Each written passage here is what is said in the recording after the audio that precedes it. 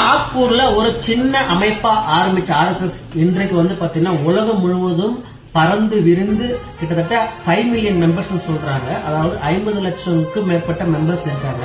ஆனா இதுல ஒரு குறிப்பிடத்தக்க விஷயம் என்னன்னு பாத்தீங்கன்னா RSS தன்னோட மெம்பர்ஷிப் ரெஜிஸ்டர் பண்ண மாட்டாங்க.